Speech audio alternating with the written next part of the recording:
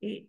Thank you so much, Alan, for showing up month after month to um, help us and especially help me with making sure all of the tech pieces of our book club are taken care of.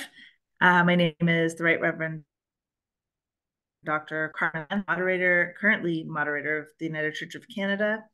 I am calling you tonight. I just stepped out of a dinner with the leadership cohort from the Regenerate program. I am joining you from Paris, Ontario at the Five Oaks Retreat Center, which is United Church of Canada Lay Leadership, Lay Training Center, on the traditional, ancestral, and unceded territories of the Haudenosaunee and Anishinaabe peoples here in southwestern Ontario. And I normally make my home in the traditional territories of the Coquitlam and other Coast Salish speaking peoples in Coquitlam, British Columbia. I invite you, if you would like to add into the chat where you are joining from across the country. I see many friends from coast to coast to coast who are joining us tonight.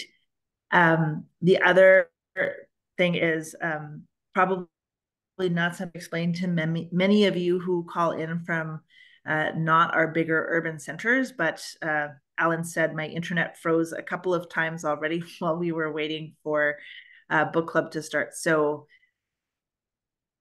setting and in a large spread out campus, my internet might get unstable, but if I get punted off or something, I'm going to trust Alan to continue conversation with Dr. Thompson and so that we can keep going with the process of the book club.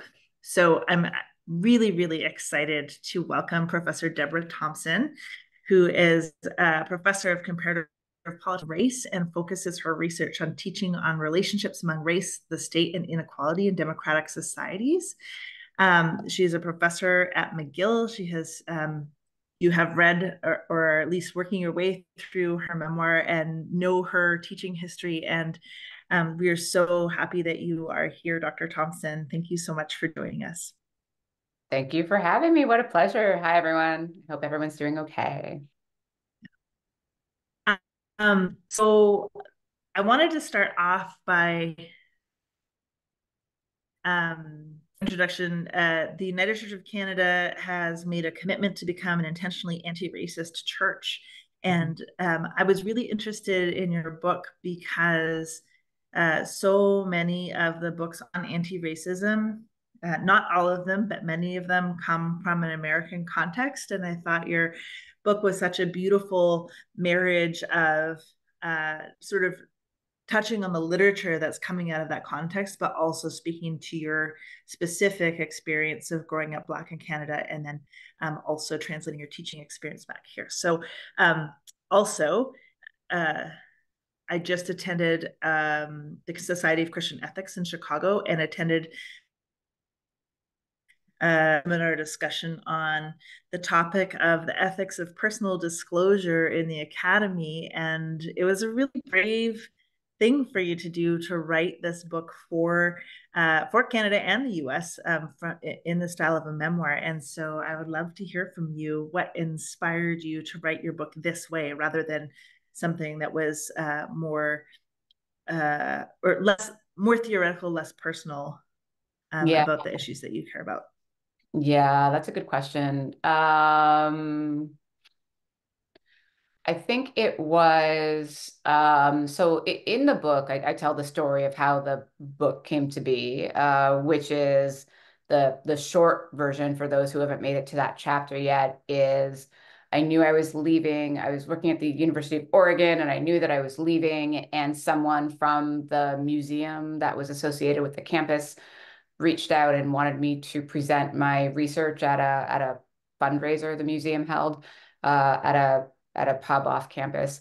And I had no research at that point. I had a project that was on the go, but I also had two small children and no parental leave because it's America. And so my research was just kind of at the very beginning.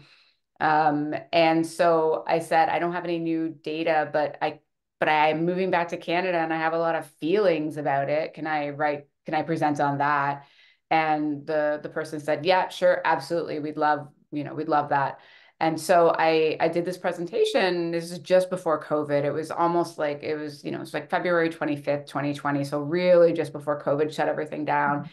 And I showed up to the pub and there were, it was packed. It was packed. And I didn't know most of the people. And I did this presentation and folks were quite riveted in a way that I was really surprised at. I live in my head all the time, so you're reading my research, but this is my life. And I never know what's interesting and what I think is interesting and what other people Mm-hmm. think is interesting are two completely different things. Like I'm a political scientist. I think voting behavior is interesting. I think the parliamentary system of government is interesting. So I was quite surprised to find out that an audience made up of a bunch of people I didn't know were really wanting to hear about race in Canada and race in the US and the differences between the two and what it was like to move back and forth across the border and my personal history and my feelings about it. And so after the presentation finished, I ended up publishing essentially the text of the presentation became an article that was published in the Globe and Mail on June 6th, 2020, which is a week after a week and a half after George Floyd was murdered by the Minneapolis Police Department. And again, it just resonated with people. I got a lot of hate mail. I got a lot of death threats, as I usually do.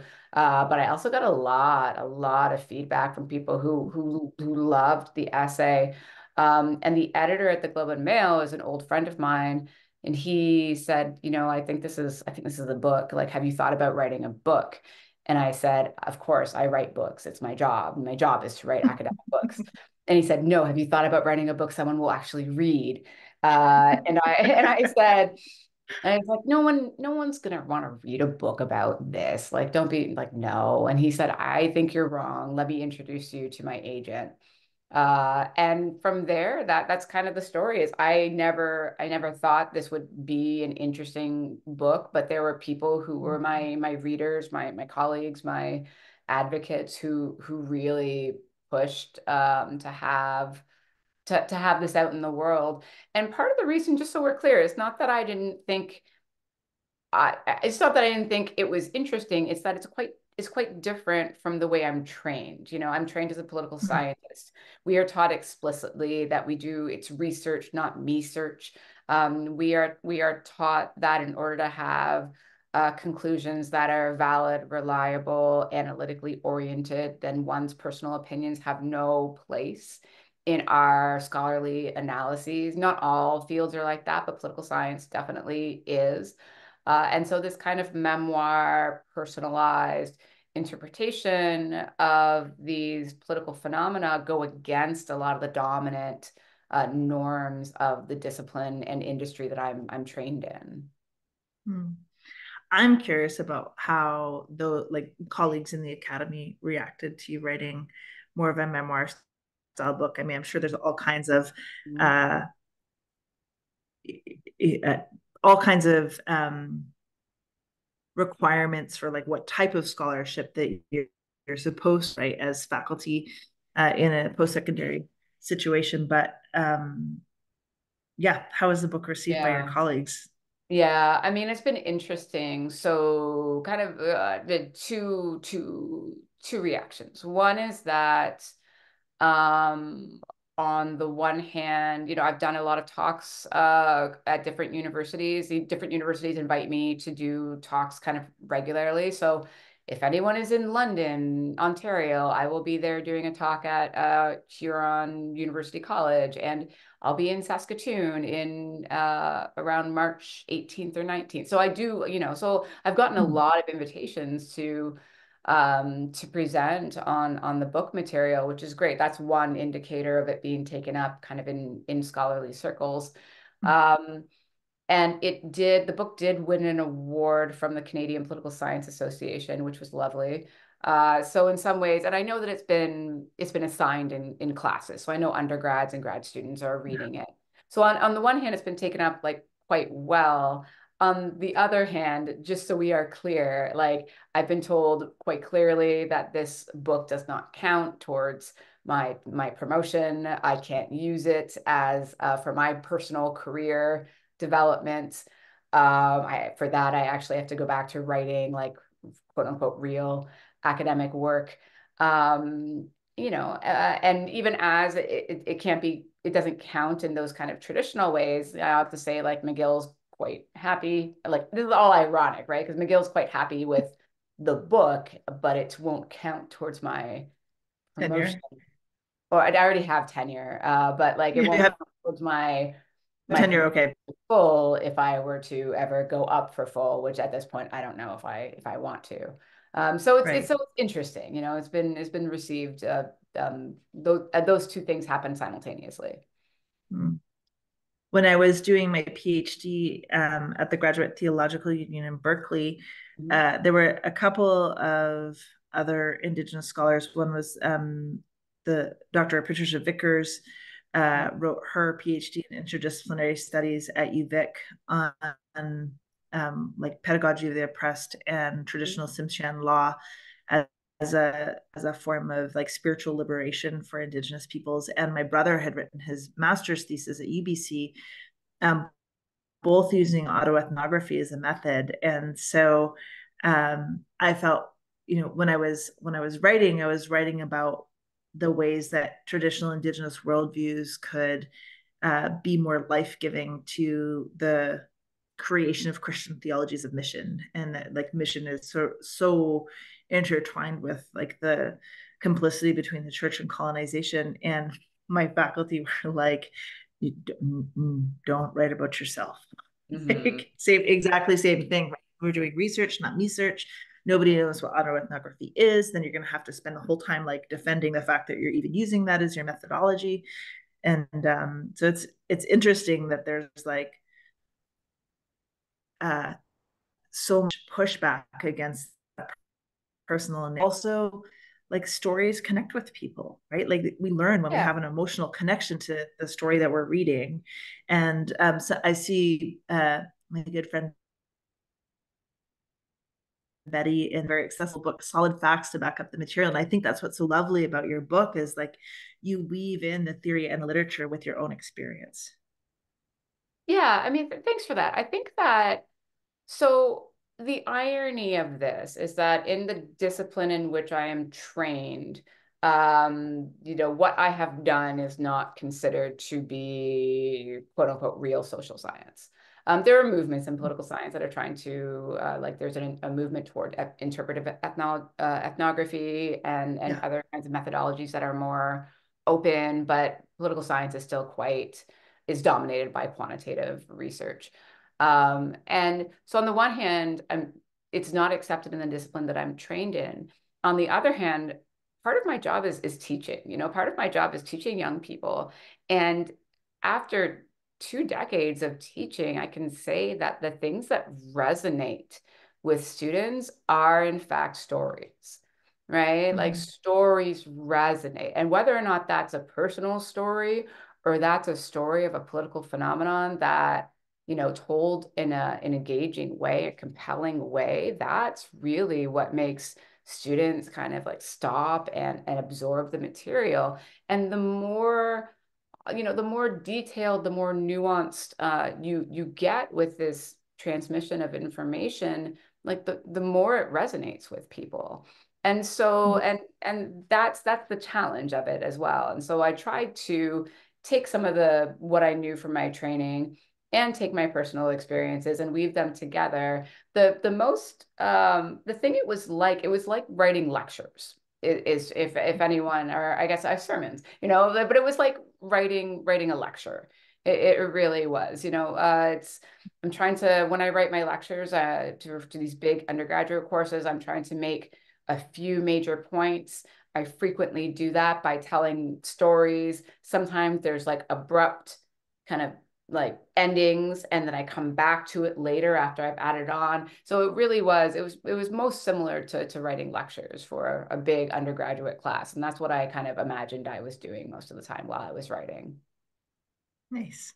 You talk in the book about I guess those who come from like white Euro-Christian backgrounds in Canada being surprised to find out that your family had been in Canada for so long, that you weren't Yeah. part of a diasporic community and things like that.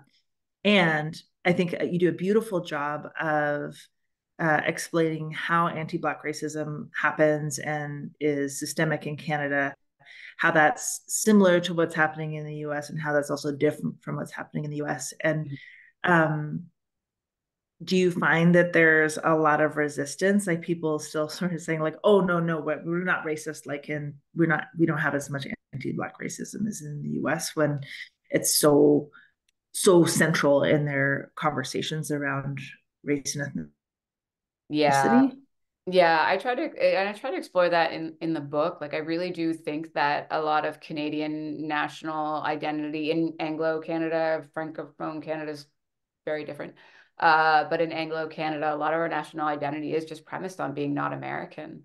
And as I write in the book, there's a racial calculus to this, right? It's like the United States, that's where the real racism exists. And because we are not American, we cannot possibly be racist.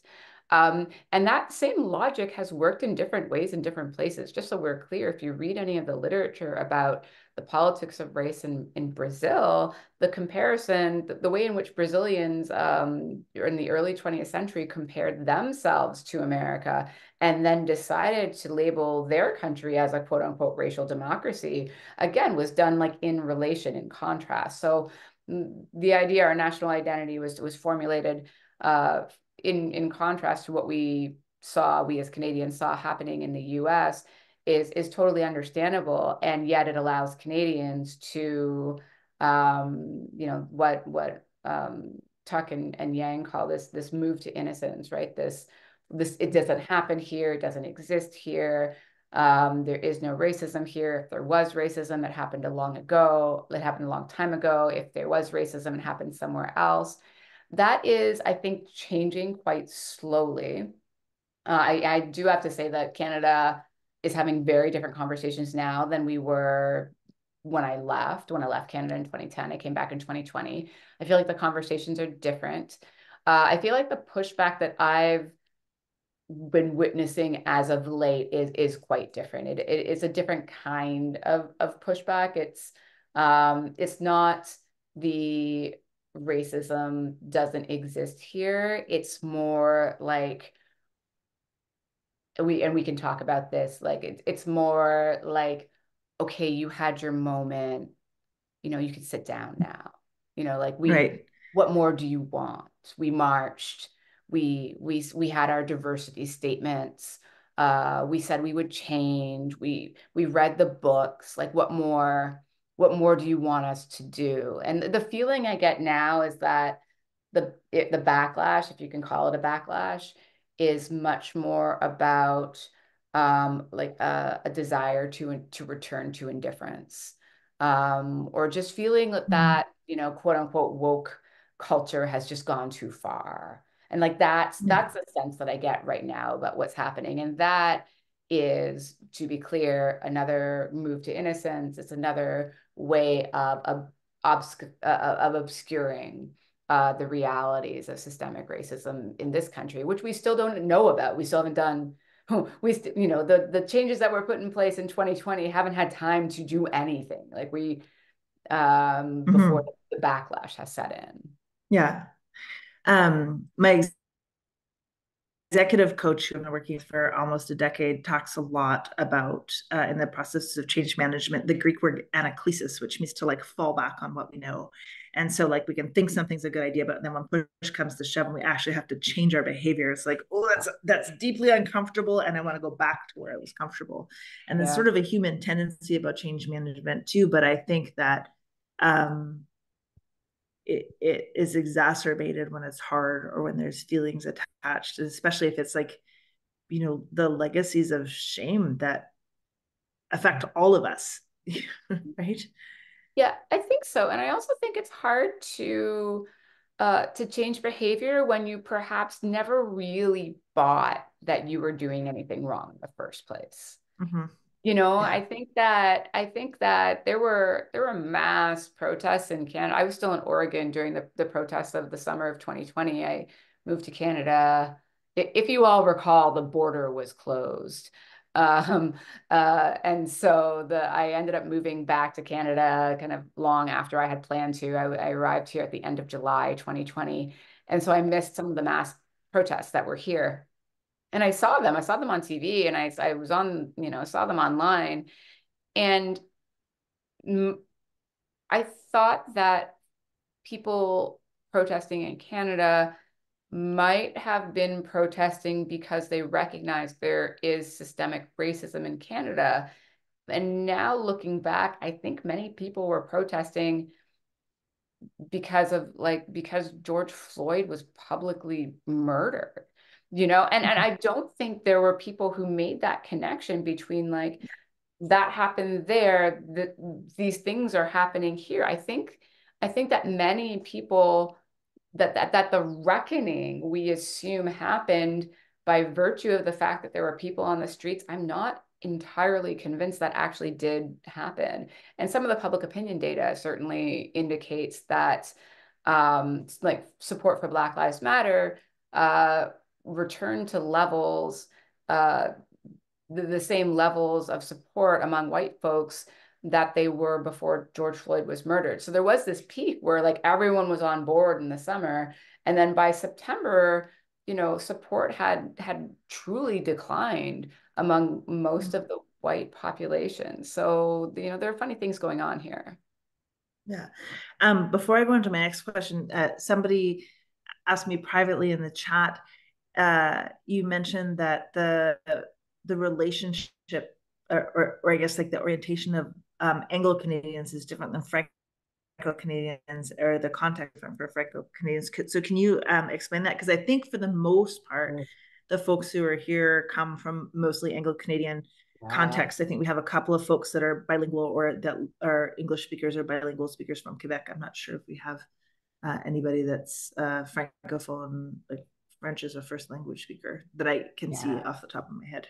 Yeah. So when we talk about Canadian national identity and the kind of values that we have as Canadian, certainly now that I've been living in Montreal, I can say that we need to caveat that with the fact that like what Anglo Canada considers to be part of our national identity does not necessarily resonate or translate to Francophone Canada, at least not in Quebec. I can't speak to Francophones outside of Quebec because I'm living in Quebec right now.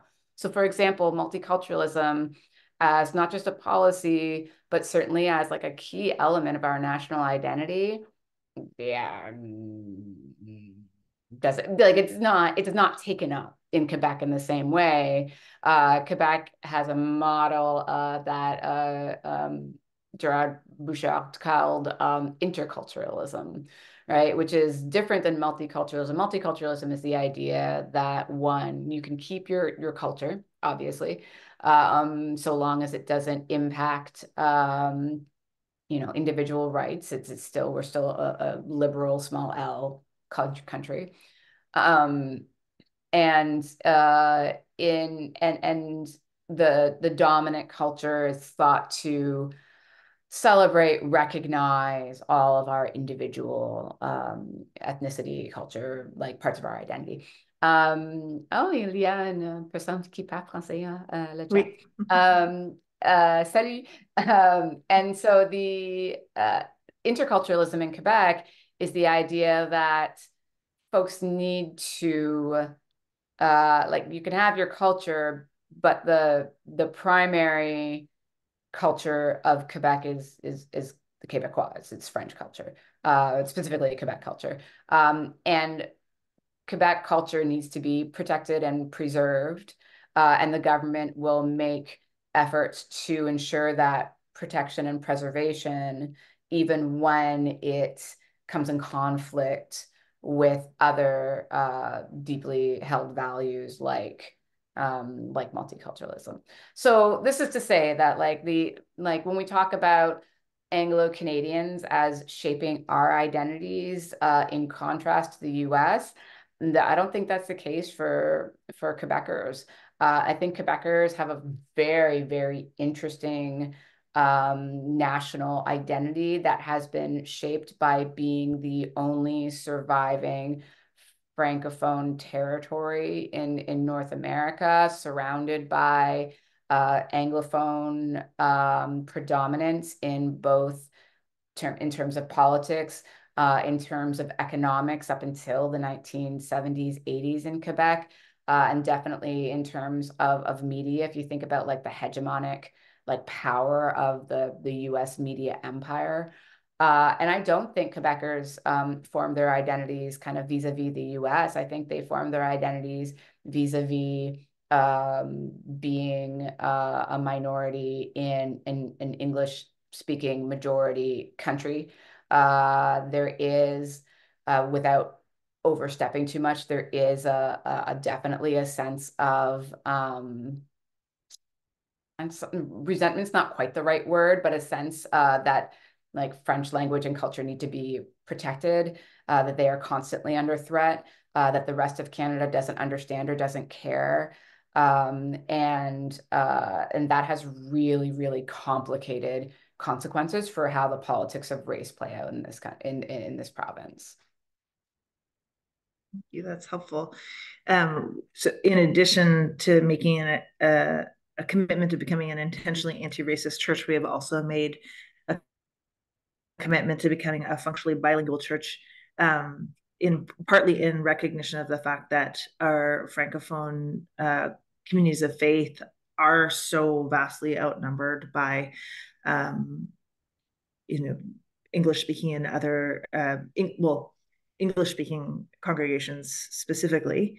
And we do that really imperfectly. Alan, our moderator, speaks French very well, and we have both ministry personnel and lay leaders who participate from francophone constituencies at sort of all levels of the church. But like my French isn't good enough. I can do a recorded video where I'm reading from a teleprompter in French, but I couldn't facilitate a bilingual book club meeting, for example. And so, um, yeah, that challenge is real, and that resonates. So, do you think because of that difference between Franco-Canadian identity and Anglo-Canadian identity that the conversations around anti-Black racism in Canada is harder in a francophone? Oh yeah. Okay. Oh, total, absolutely, absolutely.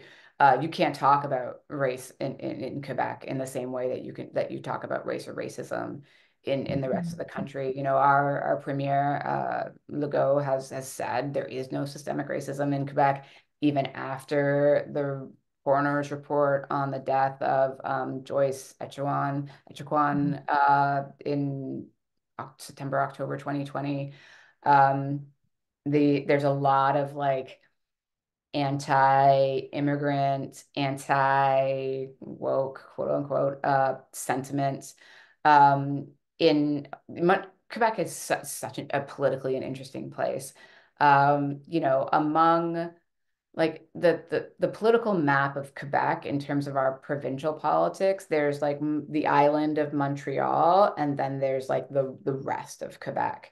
And the rest of Quebec speaks about the island of Montreal in a way that reminds me of the way Trump used to speak about Chicago or Baltimore, right? Like Montreal is where like the Anglos are. It's where French is under threat. People say bonjour, hi. It's where the immigrants are. It's, where there are real problems, like it's all these like dog whistle politics, actually. And there's recurrently a huge political rift between like the island of Montreal and the rest of Quebec. And some of the recent policies the CAQ government has put in place have been to appeal to the base outside of Montreal. Certainly the most recent policies around out of province tuition for McGill and Concordia, like that kind of stuff, that's very clearly an appeal to the base outside of Montreal.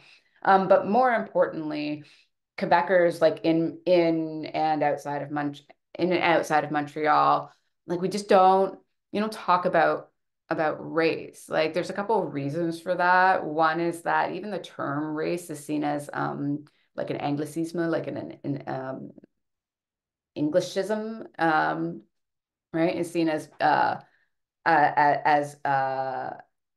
pushing an Anglophone prism onto something that clearly is not. This is what it's seen as. And I try to write, and I have, the Montreal chapter of my book. I try to tease apart some of these dynamics, in part um, because it's complicated, like the language of race was in fact used to talk about francophones, to talk about Quebecers, right? The Lord Durham's report in 1840 very clearly like described francophones as being in quote unquote like inferior civilization, and thought that they needed to be absorbed by the Anglophone majority in order to produce a civilized like British colony. Like well into the early 20th century, francophones, like racial slurs were used to describe francophones. And there was also like some kind of nonsense with the eugenics movement, where folks thought that like different white ethnicities were in fact different races, or at least rhetorically would describe folks as different races. Yet at the same time, like, and the point I try to make in my book is that at the same time all of this is happening, it is very clear that white Quebecers are still white. And we know this because of cases like Christie versus York, where a Black man, Fred Christie, tried to get a drink in a Montreal tavern and was denied service, and took his case to the Supreme Court. And the Supreme Court said businesses absolutely have the right to discriminate on the basis of race. Right? We know this because of the decades, the generations of Black activism, and Black activists who have lived in Quebec and in Montreal in particular, fighting for basic civil rights that were denied to them on the basis of race. And so like racism happens here, but it is more easily denied, both because of like the political climate of Quebec in this particular moment, because of the ways in which Quebecers have viewed themselves as the singular target of all oppression in the country.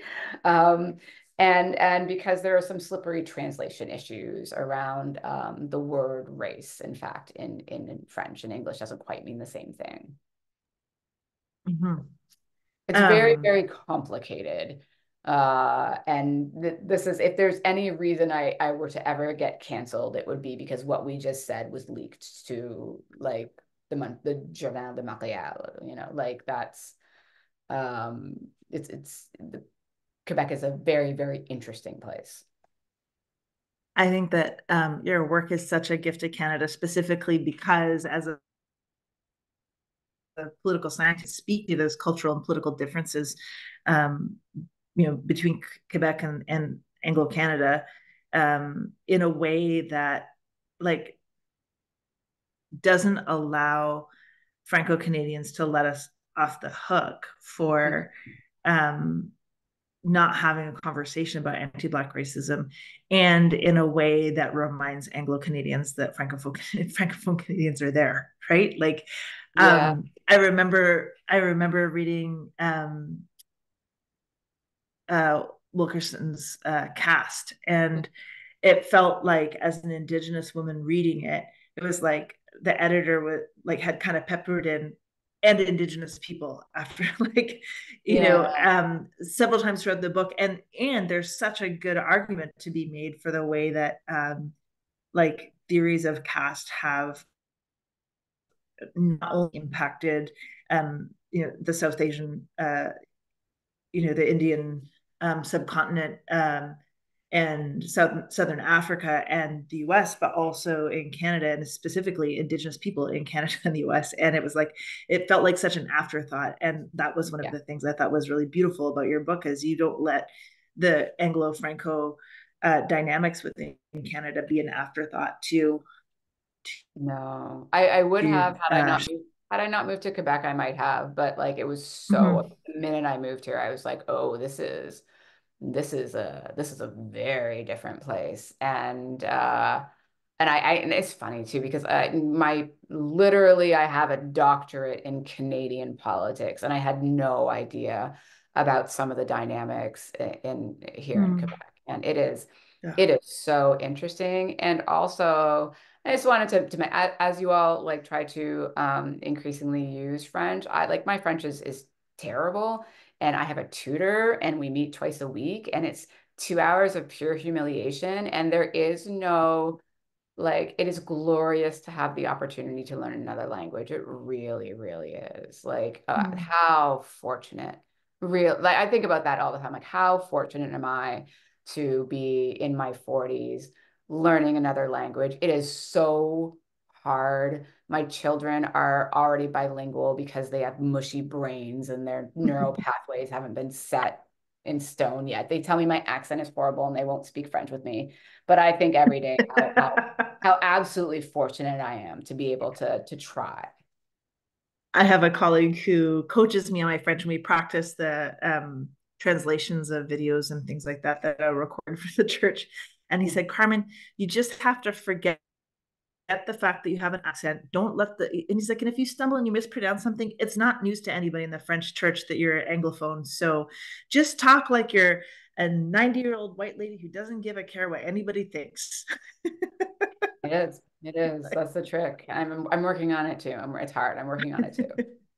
um, I have more question for you before we open it up to the folks who joined us on the call. And um, personally, one of the reasons I loved your book was I am Canadian. I'm Indigenous. I pass for white for those who don't know me or haven't heard of me, but I moved to Berkeley, California to do my PhD, and then came back into the Canadian context, and so have also had this experience of sort of like bouncing across the border in my adult life. I started university at the University of North Texas, um, did 2 years there, came home, went to UVic, went to the Vancouver School of Theology, went back to California, and then eventually moved back to Canada. And I also was living out of the country through like the late aughts and the 20 teens, and um, I was away for almost the entirety of the Truth and Reconciliation Commission, and Mm-hmm. I found like when I came back, the convert like my experience of being indigenous in the US was like it just like it's like the other category, Yeah. right? Like it just Yeah. doesn't exist. And Mm-hmm. Andy Smith is her Cherokee identity has been like very publicly challenged, and there was that big expose in the New York Times about her. But she wrote this beautiful paragraph that I think holds true regardless of if she's white or Cherokee. That in the American mindset, Indigenous people must always be disappearing because the Yeah. true history of colonization is so uh, there would be so much cognitive dissonance compared to the mythology of the American Yeah. uh, story Yeah. that they have to act as if Indigenous people are in the past. And so I went from, a Canada that was slowly changing, and I knew that, like, the apology for residential schools happened like my first semester in Berkeley, and then was at this very leftist you know, taking leftist university, taking classes in critical race theory, where like almost nothing talked about indigenous Mm-hmm. issues at all, and then came back to a Canada that was like ripped wide open by the Truth and Reconciliation Commission, and all of a sudden everybody's talking about anti-indigenous racism, Yeah. and also like almost nobody was talking about anti-black racism in Canada until George Floyd. Yeah. And so just wanted to know if you could talk a little bit about that experience of like how did the Truth and Reconciliation Commission impact you as a Black Canadian woman Mm-hmm. who was sort of like navigating this experience of uh, anti-racism and critical race studies in both countries? Because I feel like Yeah. you're my soul sister in some ways on that one. Totally, it's such a great question, and you're right too. Americans do not think of Indigenous people. And you're right, or Andy Smith was right, that it is part of like a mythology of America that they associate with the past. Mhm. Really, even as there have been so many really interesting Supreme Court cases recently, especially around like land rights in Oklahoma. And obviously there are Indigenous people in all throughout the US, but they are largely ignored and displaced in some ways by the discourse of race, which tends to only be considered in terms of like Black folks and white folks in their relationship, right? And there have been increasing challenges to that dual understanding of American race relations as only like Black and white. But those challenges have been about like incorporating Hispanic and like is the Latinx population, is that a race? Is that an ethnicity? What about Mhm. Dominicans? Like, and like what about like the white Cubans who vote Republican? So like it's been very, very convoluted, like trying to expand the American understanding of race and think about it in a very, very nuanced way, in part because there's so many interesting elements of this. Like one is just like when you take white folks out of the equation at all, like what does Black Indigenous solidarity look like? What does Black Asian solidarity look like? What does Black Asian conflict look like? Right. In, for example, New York City. Right. And there are people who are working on that. There are also folks who are working on like the truisms that we've assumed around uh, Black, like the way anti-Black racism manifests is not the way that like anti-Asian racism manifests. And what is true of Black populations has not turned out to be true of other racialized population. A really good example is like Black people are very, very reliable Democratic voters and have been since 1968. Black women in particular are like a very reliably vote Democrat. There was like a minor blip where like in 2020, 13% of Black men voted for Trump for reasons that nobody understands, patriarchy. But like besides that, Black people are very reliable Democratic voters. And the same is not true of all other racial groups, actually, right? Like there are significant portions of various Asian populations that vote Republican, Latinx population. There are huge parts of the Latin population that Mhm. voted Republican and regularly vote Republican. And so like and of course everything region matters and whatnot. So that like Black white dualism in the US hides so much. And it particularly hides settler colonialism, right? In a Mhm. way that I think is quite problematic for folks in the US who cannot theorize their way out of like slavery, thinking about slavery as the original sin. And then what that does to thinking about how racism manifests in contemporary terms. And it positions other minorities as wedges, and there's a whole bunch of consequences of that. In Canada, it was interesting to see the evolution of the discourse over the 10 years that I was gone. When I left, Stephen Harper was prime minister and had been. I was actually, before I did my PhD, I worked for the Department of Indian Affairs, and I left that job because I hated my life. But I left that job as we were working on the Kelowna Accord, which was Paul Martin's baby. And of course it died. Nothing happened, nothing came of the Kelowna Accord when that government fell. And it seemed during the Harper years that like no movement was going to be made on anything related to Indigenous folks. Um, and then like slowly I found and certainly like the Truth and Reconciliation Commission and the National Inquiry on burning and murdered and missing Indigenous women and girls had a lot to do, and I Don't Know More obviously had a lot to do with this change in both like rhetoric and in politics.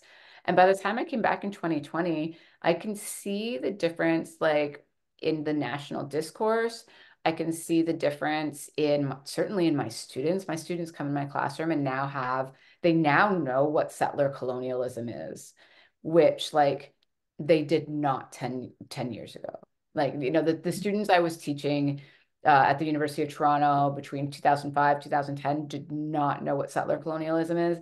And now they do. They may not know the nuances. They might not have a good definition, you know, but they know something about it. Even like yesterday, my students were saying what they learned in school about like residential schools. And I was like, oh my gosh, I did not hear about residential schools until I was like a senior in my undergrad, you know, like it was, and a lot of that, the stuff I learned, it was self-taught. And so it's incredibly heartening in many ways to see this evolution. On the other hand, in terms of socioeconomic outcomes, I don't know if we are much better off, you know, in terms of the life chances of Indigenous people across this country. I am not convinced that there has been that shift in discourse has been matched by a shift in either policy or in actual outcomes that are affecting the lives of Indigenous people. Interesting, because when you talked earlier about like the sort of slide back or the backlash against um okay, we stood up and we marched for George Floyd, and like, what else do you want? Like, we made our DEI Yeah. statements, we read the books, and I feel like that sometimes about Yeah. like, okay, the Truth and Reconciliation Commission is over, like Yeah. there's and that reconciliation, I think, for some people, and I have to say, I'm really proud of folks in our church, both for tackling the history of settler colonialism in Canada, but also learning and educating ourselves about anti-Black racism. Is that, like, I see our church really rumbling with it, imperfectly, infallibly, because we are human. But there is still also like, the reconciliation part was the fact that we allowed you to talk about it, and now it's over, right? Like, there's not Yeah. and there's, yeah, so anyway, I could talk to you forever, but I want to allow our guests to also ask questions or make comments about the book. So Alan, I'll turn it over to you to moderate um from some other folks who are here and joined us and read the book. Can I So also just folks, say it's so great that so many people are here. I'm honored. I'm honored that you all spent this time. Thank you. Thank you so much for being here. It's really quite amazing. so folks, if you have questions, comments, please raise your virtual hand. You can do that by going down to the bottom of the Zoom screen, move your mouse. You might need to find the reactions and hit the raise hand. That would be awesome. While we wait for folks to raise your hand, Deborah did get asked if there's a place we can find a list of where you might be speaking, because folks would love Oh, to see you. it's in my head. No, there is no list. Let me tell you, so gosh, I wish I had my calendar on me. I don't. Which is because I use an analog calendar because I am basically a boomer. If you Uh, want to send it to me, yeah, by I will. I email, will. because this video will live in our online learning platform in the church called ChurchX, and I can have Stephen Fetter post the list as like part of the comments for this month's session. So Okay, then amazing. we're Yeah. not putting you on the spot so much. No. That's lovely. Yeah. Definitely London, Ontario on February 5th. There's something happening at Huron College University or Huron University College. Definitely March 18th-ish, 18th or 19th in Saskatoon.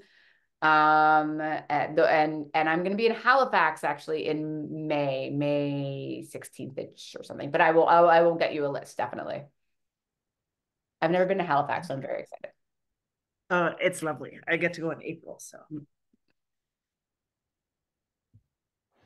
I should also tell you, like, no pressure while we're waiting for other people, but we have at least two former moderators of the United Church of Canada on the call tonight. Hi, Marion. Hi, Jordan. All right, Emmanuel. Yes, thank you. Thank you very much, Carmen. Thank you, Debra, I really loved your book and Thank more you. of what you said because it gave me opportunity to put word in things I've been living the last 12 months. I'm back in Canada and I live in Montreal for the first time in my life. Quebec. I was Ontarian. And I'm the responsable des ministères en français. So what this narrative and this discourse on French language need to be protected. From my post, my job, I find out that language and races, when more and more French speaking in Montreal are Black. And including within the United Church. Actually, there is more emergent community of faith from African descent than established community of faith. And I sense some what you said, but I didn't have yet opportunity to have a quantitative research and the quantitative studies. So your intuition and emotional intelligence connected with the quantitative work. Thank you. It gave me opportunity to serve better the communities. And hopefully, one thing is I would like to sit down and talk with you when you have opportunity, because I would like to delve more about this racism in Quebec, because this time the Blacks are saving the French language. Thank you. Oui, merci, merci. I mean, I'd love to speak with you. I can recommend some books now. Like le problème, c'est parce que je lis en anglais, so that is a challenge. Mais like I the did my person. PhD in Toronto, at University of Toronto. So Okay. and they Okay. taught me too. Okay. Like the book I'd most recommend, there are two historians who do a lot of really, really great work on Black folks in Montreal, both like the Anglophone, the historic Anglophone community and the Francophone Black community, which is largely immigrated, a lot of folks from Haiti, but also from all over. So the two people I'd recommend is David Austin. He is a professor of history at John Abbott College here in Montreal, and Sean Mills is a professor of history at the University of Toronto, and they've both written a number of books on Black Montreal, and the person to read on Black Montreal is Dorothy Williams, but Sean and David's books are quite good. David's book in particular is called Fear of a Black Nation, and he talks about 1960s Montreal. Thank you. Thank you very much. You're welcome. Okay, I see Yvonne, but first Betty Kelly had put a question into the chat. She said the segment in your book regarding the rise of Trumpism and similar trend in Canada was especially interesting. Could you speak a bit about that? Ooh, the rise of Trump. Wait, let me read the question. The rise of Trumpism and the similar trend in Canada. Yeah, oh my gosh. Do you mean what's happening now? No. Trump was being in the US when Trump was elected was a thing. Sometimes sometimes I recall what it was like. And it was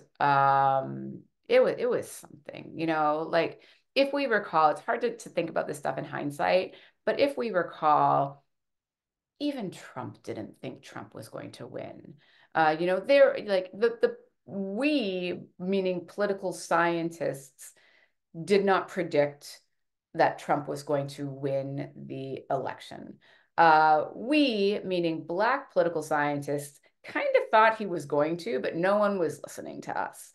And when Trump won, even Trump was surprised. If you recall, he did not produce a victory speech for a number of hours because he had to write it because he did not think he was going to win.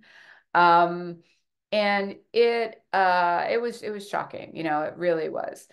The thing that I like to the thing I tried to do in the book, and the thing that I try to do in my work more generally is talk about that Trump is not epiphenomenal, meaning Trump is not unique onto himself. Like Trumpism is not unique either.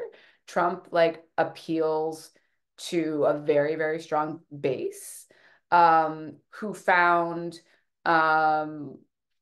a mouthpiece in what Donald Trump represented. But like Trumpism, I would argue, precedes Trump by quite a lot. It certainly you know, has its origins in, oh God, I would even say in the mass expulsion, not expulsion, the mass movement of the Dixiecrats out of the Democratic Party over civil rights in 68, and like the Reagan Revolution of the 80s, and like Newt Gingrich and polarization in the 90s.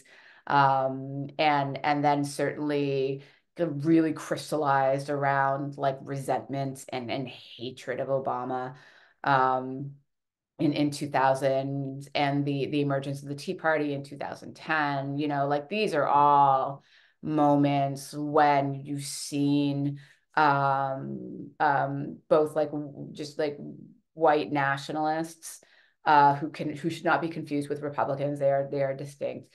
But also the white nationalists and the ideologically right-wing party of the Republicans, or of the Republican Party, kind of coalesce together.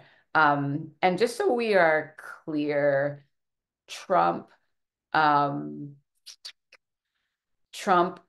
lost the 2020 election.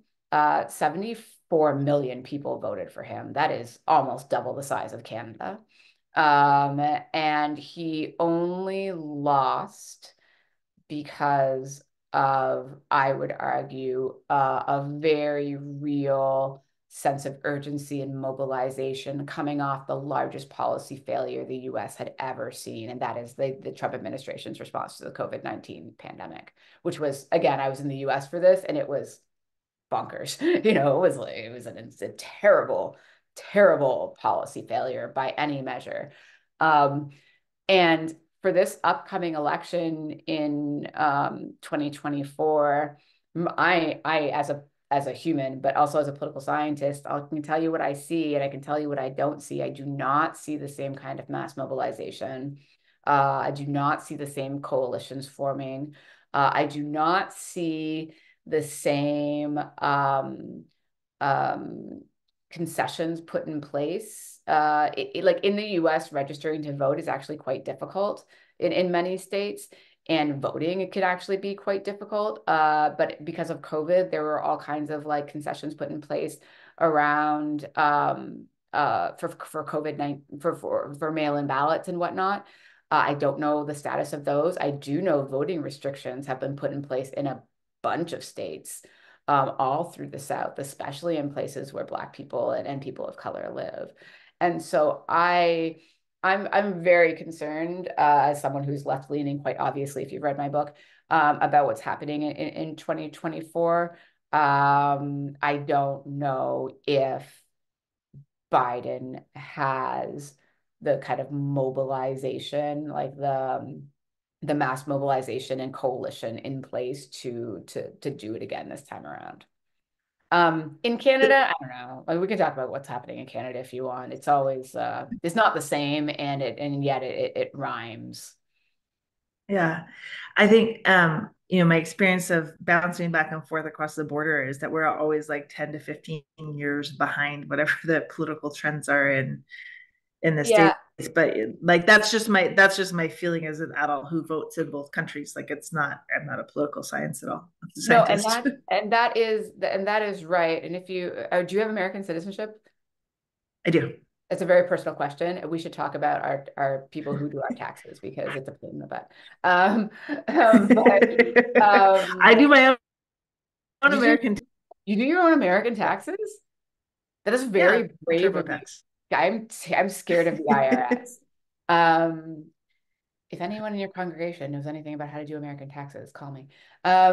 But no, I think you're right. And I think that it was interesting because, in 2016, Stephen Marsh published an article called Canadian Exceptionalism, and it made this huge splash, and people, because it was just after Trudeau was elected, and everyone positioned Trudeau. And to be fair, Trudeau was quite happy to position himself as like Canada's response to Trump.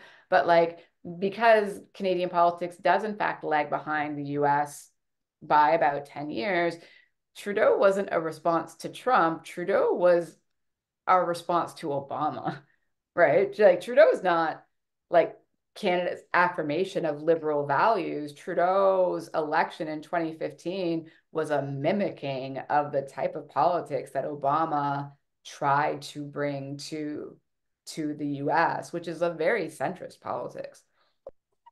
Pardon me.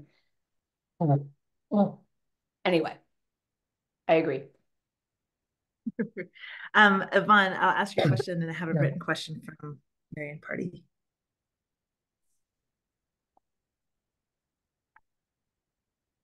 Yvonne, I think you have to turn on your microphone, my love.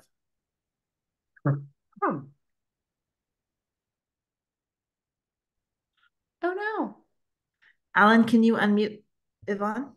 I keep asking Yvonne to unmute. There we can go. you? There we go. Now we can hear you. Okay.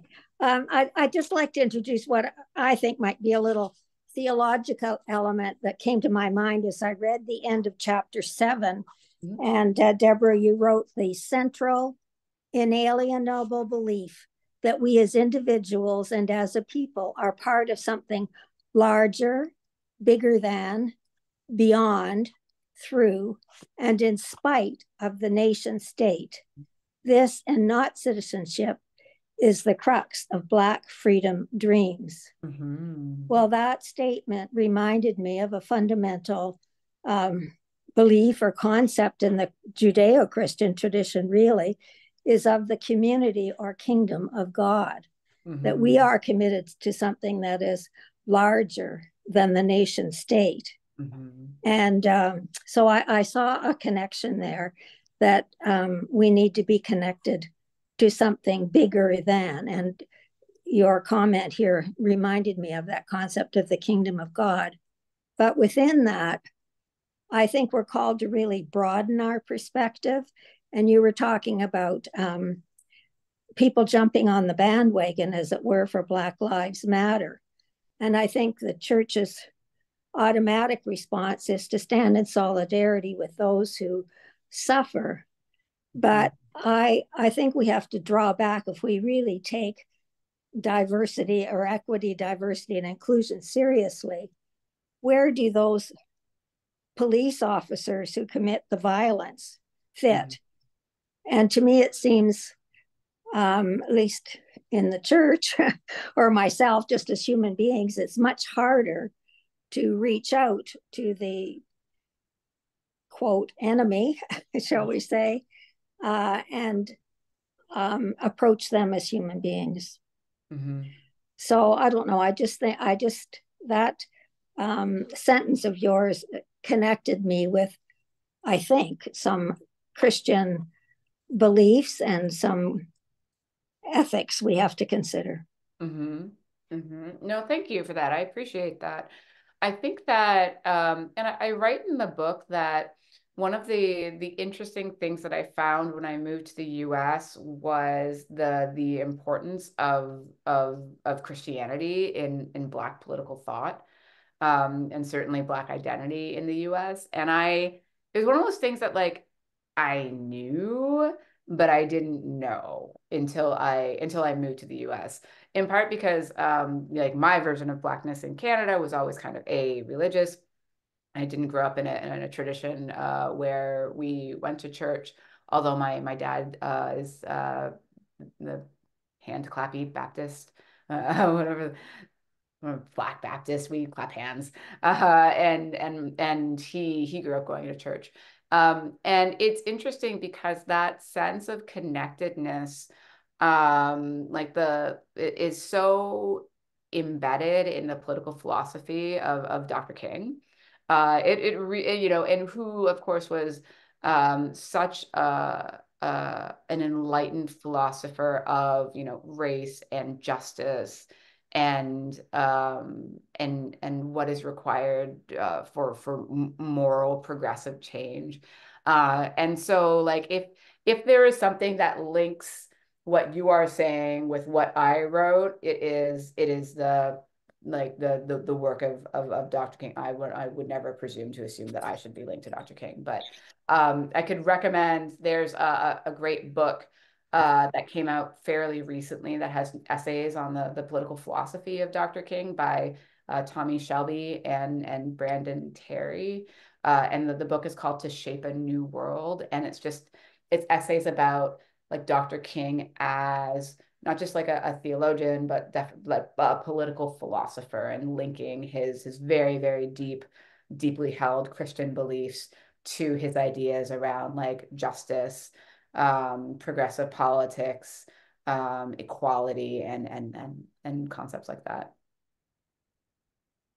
Thank you. Oh, Carmen, you are muted now. I was. So we have a written question from Marion Party, who if you are at home, you're watching from Newfoundland. Yeah, Marion? So it's later in the evening for you. She said, a preamble and a question in relation to your subtitle on Blackness and belonging. Mm-hmm. Theologically, every one of us can claim belonging wherever we live and move on earth. In practice, that doesn't occur. So my question is, how do you and I, people and peoples, claim that belonging in a world and a country where are you from is a loaded question. Ooh. Some tall shoulders that I stand on from one of our previous moderators. Oh my God, what a great question. What a great question.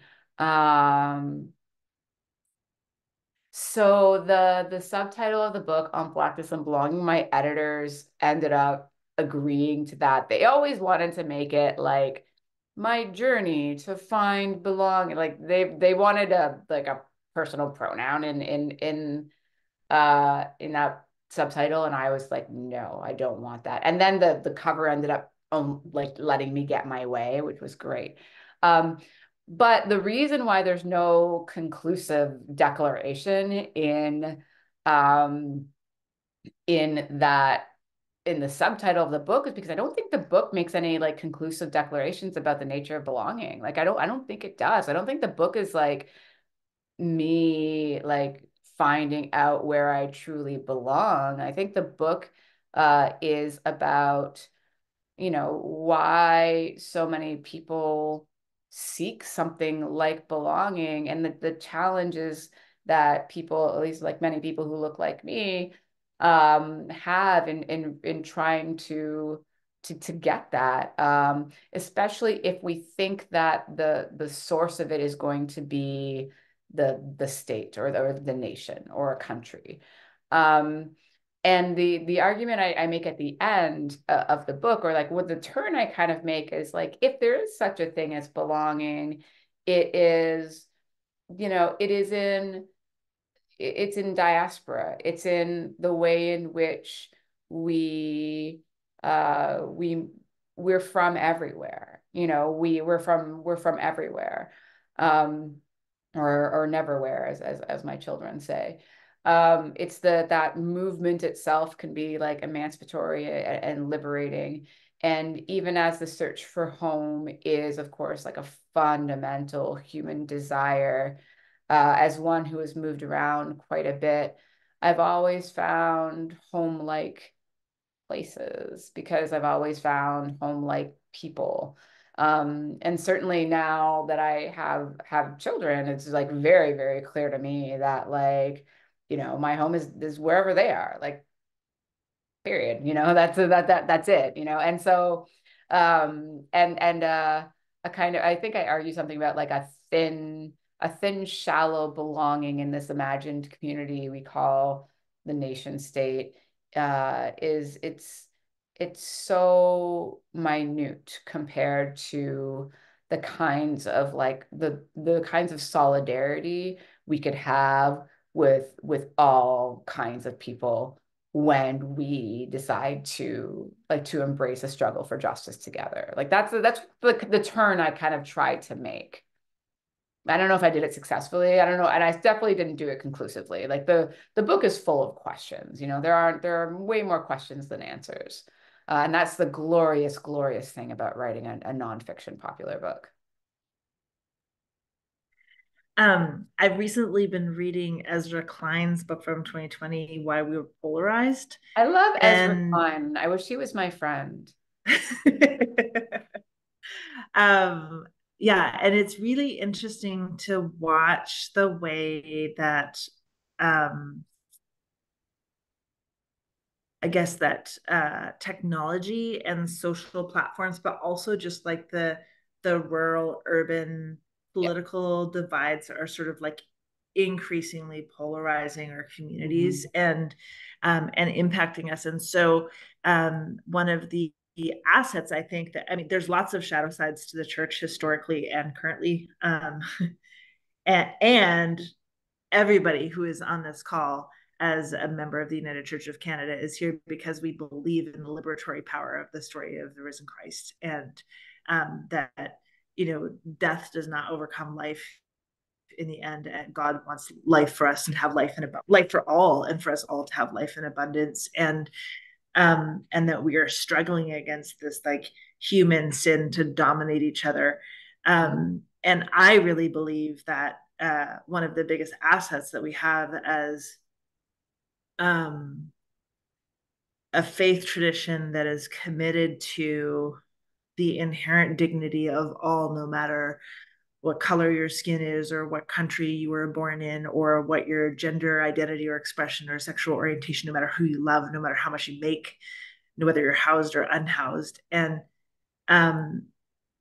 you know, if we share this commitment, that even when we live commitment imperfectly, it's like the community building with our neighbors that offers the antidote to that polarization, and to maybe the misunderstanding and the ways that the algorithms and influence our lives. And so I wonder if you have a word of hope for us about how do we, like, given the systemic racism, given the way that politics is polarized, given the fact that we might be following Trumpism with the rise of the alt-right in Canada, like, what do you have a word of hope for us, and suggestions as a political scientist for what can we do as people who are rooted in community, to deepen those connections and that resistance?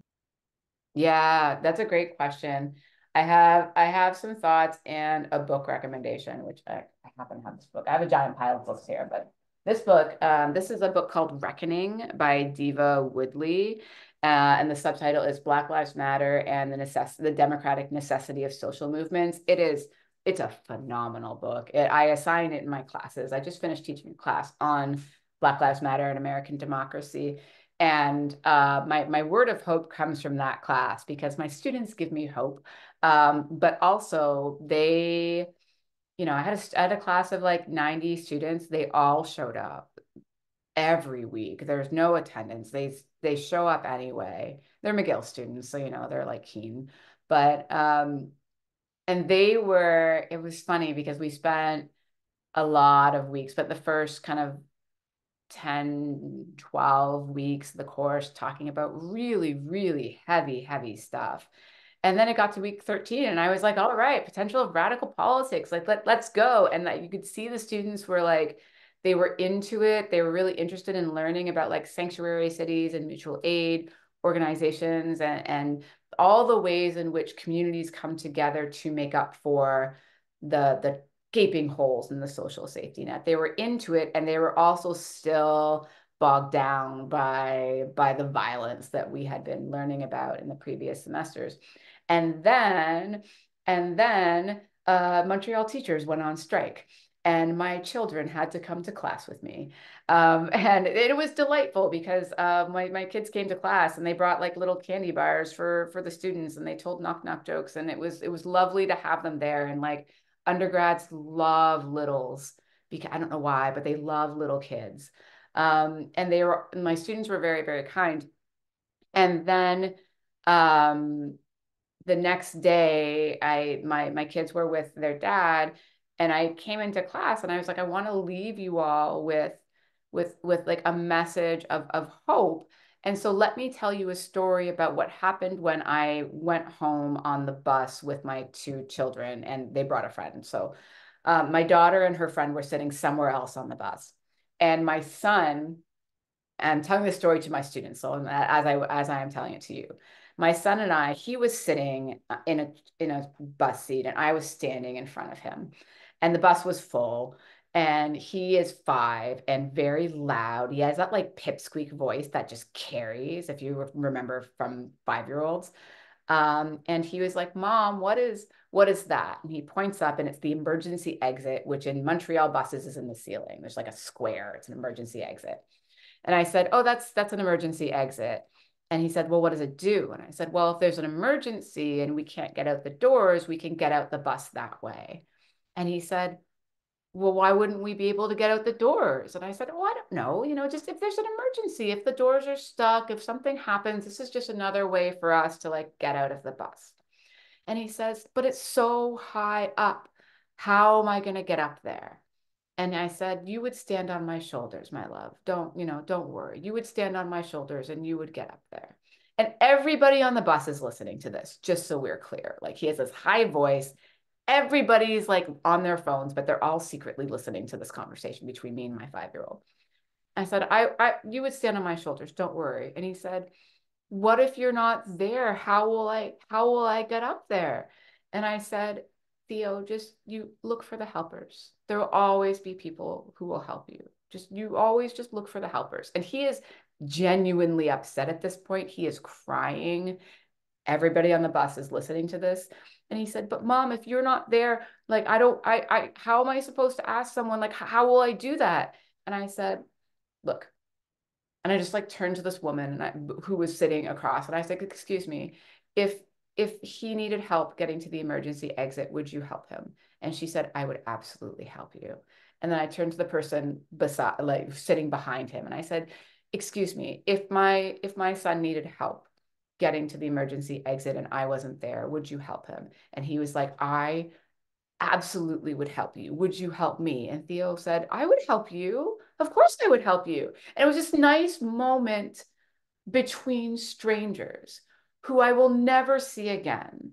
And I told this story to my student, and they all started crying. They were all like the frat boys were crying at this story. And the thing that I told them is like, we have been learning about terribleness for 12 weeks. And now I tell you that there are these moments, right, where strangers help each other, even if it's just to alleviate the anxieties of a 5-year-old. We come together, we help each other. And so if there is hope, it's in solidarity, it's in collective action, it's in that like we get out of this together, and that there are always helpers. So that is the story I will leave you with as well. I love that. I have been this week in residence with 31 paid accountable ministry personnel from across the country who are doing some intentional leadership development. And